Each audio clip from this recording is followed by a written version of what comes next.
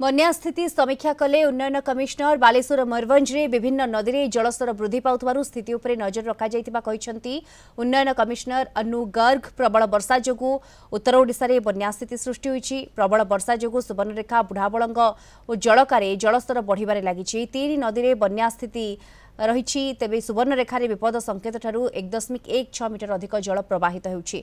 पाणीपाग विभाग आकलन अनुसार मयूरभंज और झारखंड रे 2 दिन पई रेड वार्निंग दिया जाइछि। वर्षा हेले उत्तर ओडिशार नदी गुड़िकर जलस्तर आहुरी वृद्धि पाइब। बालेश्वर रे बन्या परिस्थिति समीक्षा पाई जने सर्वोच्च जंत्री जने मुख्य जंत्री जाइछंती।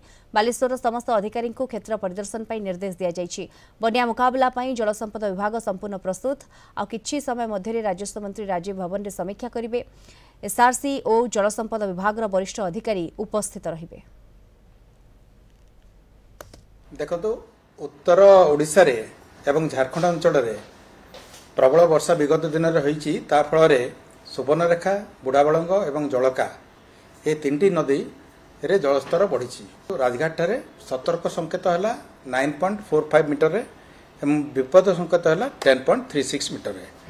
बर्तमान 9टा बेले आज 9टा बेले सेटा 11.52 मीटर अच्छी जोटा कि विपद संकेत ठारू आहरी 1.16 मीटर ऊपर।